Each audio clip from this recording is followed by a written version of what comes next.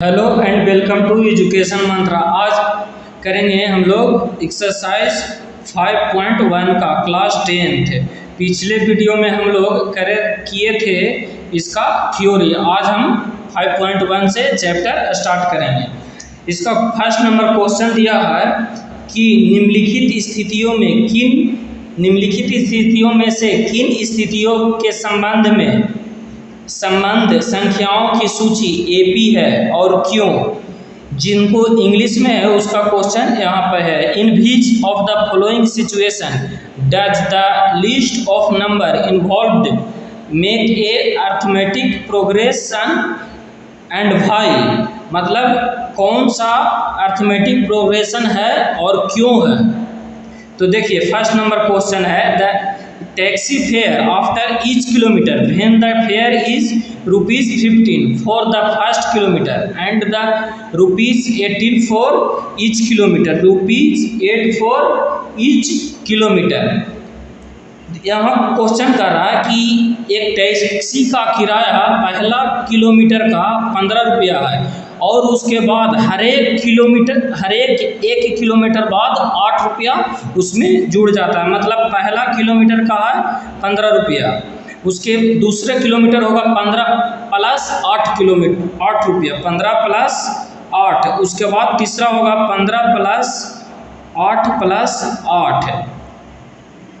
तो यहाँ देखिए 15 प्लस 8 23 प्लस 31, ये ऐसे ऐसे चला जाएगा। तो देखिए यहाँ दोनों का अंतर, यहाँ सार्व अंतर देखिए, सार्व अंतर डी। तो 23 माइनस 15 इजकल टू 8 और 31 minus 21 equal to 23 equal to 8।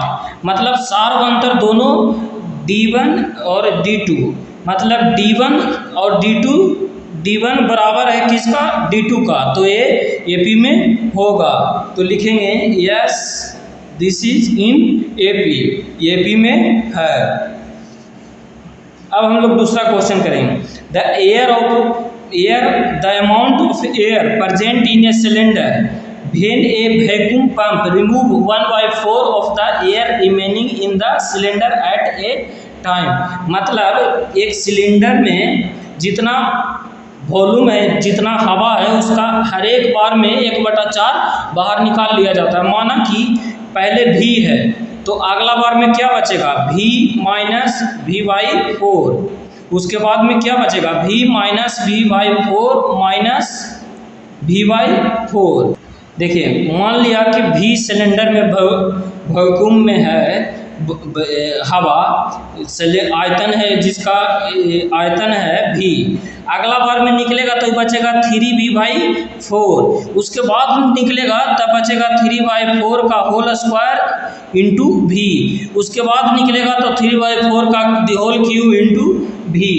मतलब ये इसका D है जो सार्व अंतर है, D कहीं समान नहीं है, D कहीं समान नहीं है निकालेंगे तो इसलिए AP में नहीं होगा, नॉट इन AP।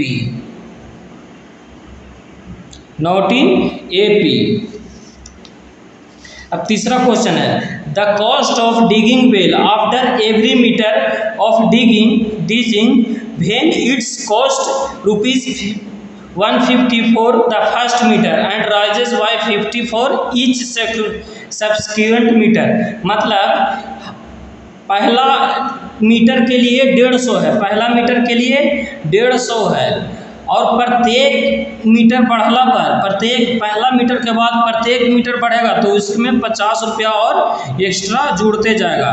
तो पहला मीटर के लिए 150, दूसरा मीटर के लिए 50, 150 प्लस 50, तीसरा मीटर के लिए 150 प्लस 50 ऐसे ही जुड़ते चला जाएगा। तो इसके हो जाएगा, इसको ये 150 प्लस 200 प्लस 250 ये आगे चला जाएगा। तो इसका D1 और D2 दोनों समान है, D1 होगा 50, D2 भी है 50। तो ये AP में है, इसलिए yes this is in AP।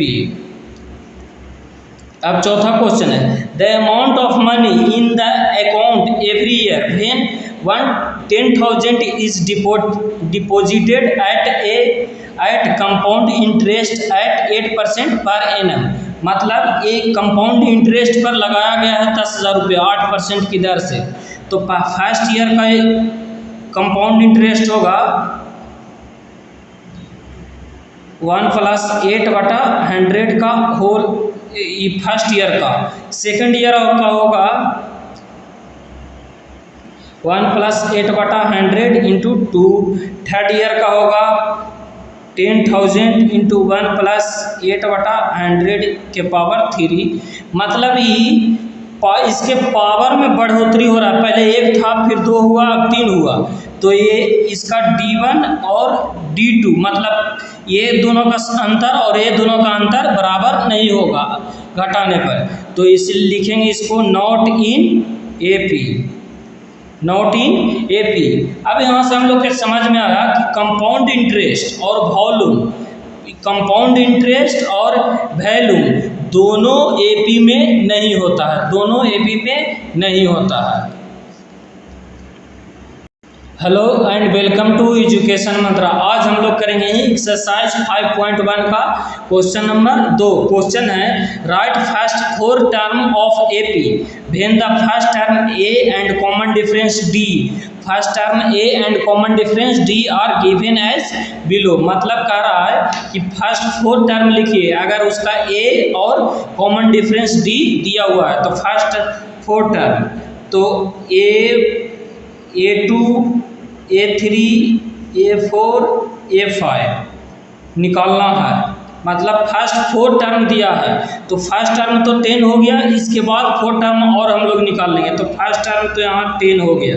अब सेकंड टर्म A + 2D, तो A + 2D यहाँ से होगा 2 × A है 10 + 2 × 10 मतलब A + D, तो यहाँ 2 कट जाएगा, A + D यहाँ से आया 20। अब A3 निकालेंगे A + 2D, तो 10 + 2 × D 10 यानी 30। अब A4 निकालेंगे A + 3D, तो 10 + 3 × 10 यानी 40। अब 5 निकालेंगे तो A + 4D, तो 10 + 3 × 4 × 10, 4 × 10 = 50। तो यहाँ से फर्स्ट 4 टर्म आया 10, 20, 30, 40 और 50 AP आ गया 10, 20, 30, 40, 50। अब सेकंड नंबर दिया है A = दिया है -2 और D 0, तो A2, A3, A4 और A5। देखिए A2 होगा A + A1 + D, A1 दिया हुआ है -2। अब देखिए A दिया है -2 + 0 यानी -2। अब देखिए D हमेशा 0 है तो इसमें सम में D 0 होगा, मतलब -2 और -2, तो यहाँ से होगा -2 और -2 फर्स्ट 4 टर्म्स। अब यहाँ से तीसरा नंबर A दिया है 4, मतलब A1 दिया हुआ है 4, तो A2 होगा A + D यानी 4 + 3 7। A3 होगा A + 2D मतलब 4 × 3 यानी A + 2D। यहाँ से होगा A दिया है 4 + 3 × 2 मतलब 10। A4 होगा A + 3D यानी 4 + 3 × 4 D3 यानी 13। यहाँ से होगा A5 A + 4D यानी 4 + 4 × 3 यानी 16, 4 × 3 × 16। अब यहाँ से AP आ गया 7, 10, 13, 16, 7, 10, 13, 16।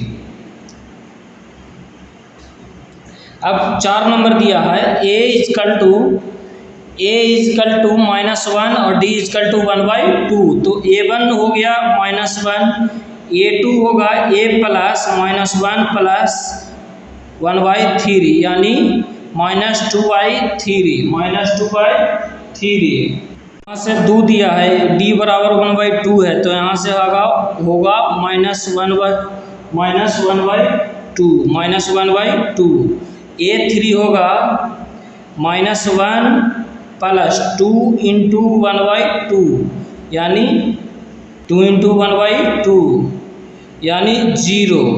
A4 होगा यहाँ से -1 इंटू 3 इंटू 1/2 यानी इसका होगा 1/2।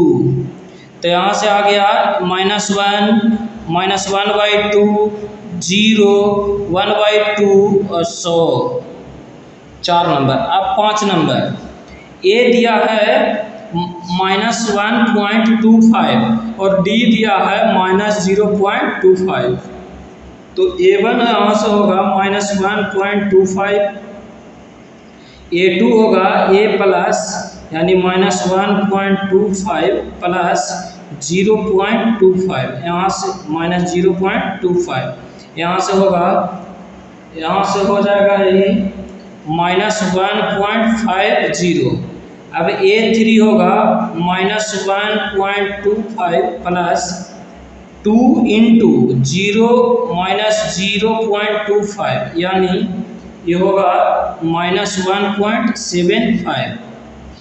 A4 हो यहाँ से हो जाएगा -1.25 प्लस 3 इंटू -0.25 ये होगा यहाँ से -2.0 तो यहाँ से AP आया -1.25 -1.50 -1.75 और -2। हम करेंगे एक्सरसाइज 5.1 का क्वेश्चन नंबर 3। दिया है question, for the following APs right the first term and common difference. मतलब प्रत्येक AP जो दिया हुआ है उसका पहला पद और कॉमन डिफरेंस निकालना है। तो पहला पद होगा यहाँ से फर्स्ट नंबर में देखिए, पहला पद तो नॉर्मली 3 हो जाएगा, पहला पद A बराबर ये यहाँ होगा 3। अब D निकालना है, तो D का फॉर्मूला बताए हैं A2 माइनस A1, तो यहाँ से A2 है 1 -3 यानी -2। अब यहाँ से इसमें A इजकल टू तो नॉर्मली -5, D होगा -1 -5 यानी -1 प्लस 5 इजकल टू 4। अब यहाँ से फर्स्ट टर्म होगा A इजकल टू होगा 1/3 और D इजकल टू होगा 5/3 -1/3 5/3 -1/3 यहाँ से 3 5 -1 यानी 4/3 D इजकल टू है 4/3। अब A इजकल टू यहाँ 0.6 और D इजकल टू 1.7 -0.6 यानी 1.1, तो D यहाँ से आया 1.1।